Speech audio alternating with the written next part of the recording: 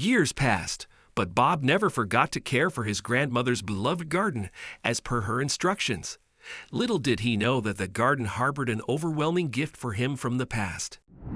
Before we continue, please take some time to subscribe to Quick Stories, like and share this video with your friends. It might brighten their day and inspire them to do good. Also keep watching because an important lesson awaits at the end of the video. It was the saddest day in the life of 12-year-old Bob.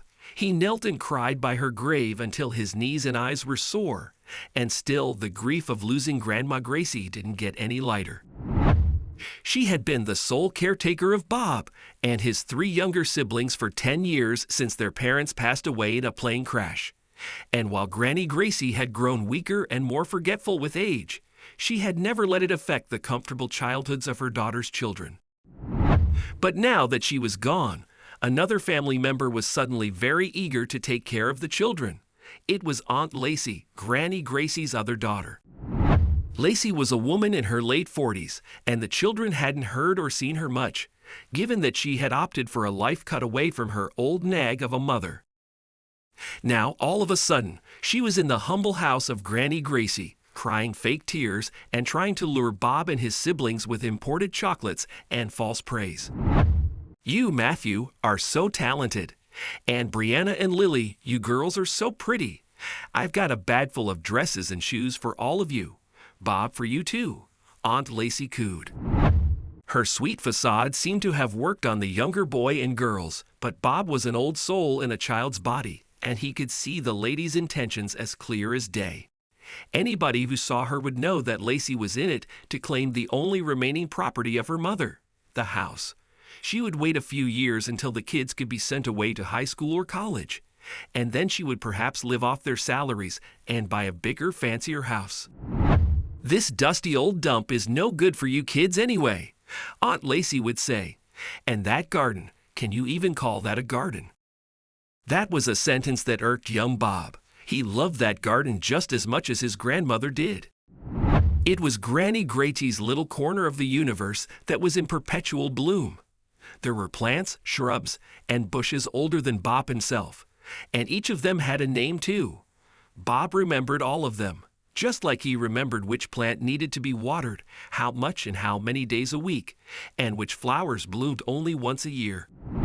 The garden was a treasure that Granny Gracie had left to her little boy Bob before she passed. "You are a very caring and gentle young boy, Bob. That's why plants love to respond to you and grow. Don't let anything take away that gentleness, all right, my boy," she would make Bob promise. And while there was a much bigger treasure awaiting Bob under the surface of the soil, his siblings and aunt failed to understand why he would dirty his hands every day digging around in the garden. "Look at him digging the garden like an old woman when he should be running and playing and having fun like the rest of you." Lacey pointed the kids to Bob. "Let's call him Grandma Bob." Lacey laughed, reeling the innocent kids in to join her distasteful mockery. "Grandma Bob, Grandma Bob, garden digger Grandma Bob," the kids would chant, not knowing how much their words hurt their elder brother. Years passed, and Bob went from being a school kid to a high school teen without losing his childlike sincerity and gentleness of heart.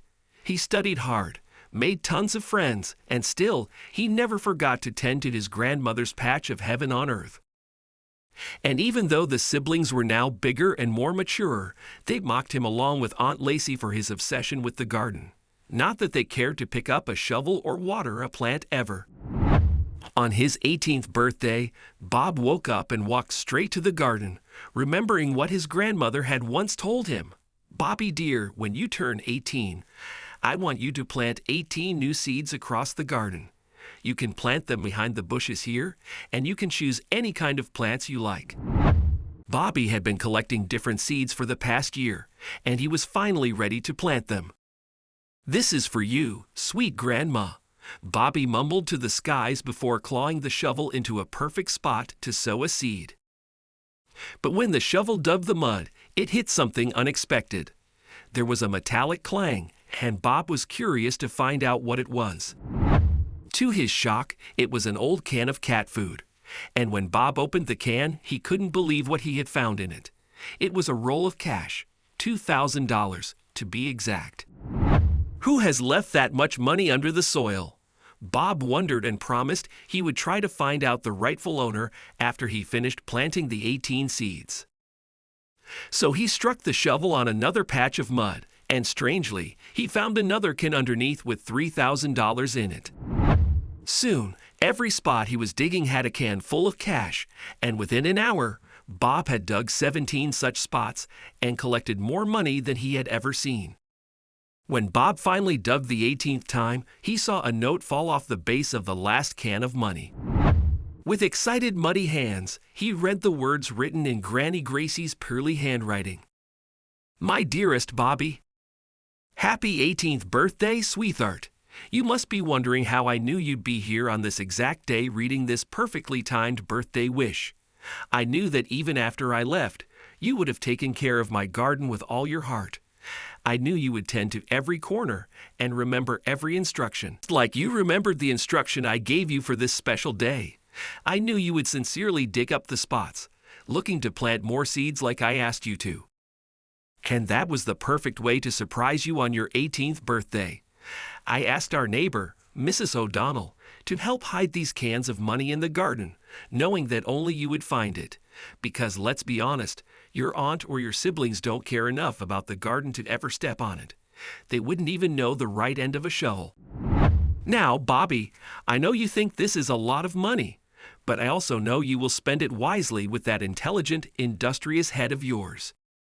Thank you for staying gentle and caring for my beautiful space years after I was gone. Now go fulfill your dreams. I'd love you forever. Your Granny Gracie. Bob stood motionless as his tears wet his grandmother's sweet words and reminded him of her kind heart. He carried the money to his room and spent several hours thinking of the best way to use it. The following week, Aunt Lacey got an unexpected anonymous offer for her mother's house. The money was too tempting to refuse, and she happily signed the papers giving up the house. It was only when she saw the big check that she recognized the name of the house's new owner. It was Bob. Bob also split a part of the money among his siblings, despite how they had mocked and teased him in the past. I don't blame you. You didn't know Grandma as closely as I did, he said gracefully, bringing tears to their eyes.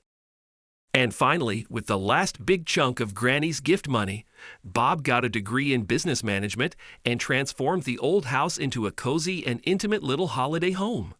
The rent he earned off that property became his steady lifelong income. He hired the best staff to run the place. But there was one part of it only Bob took care of, his grandmother's garden.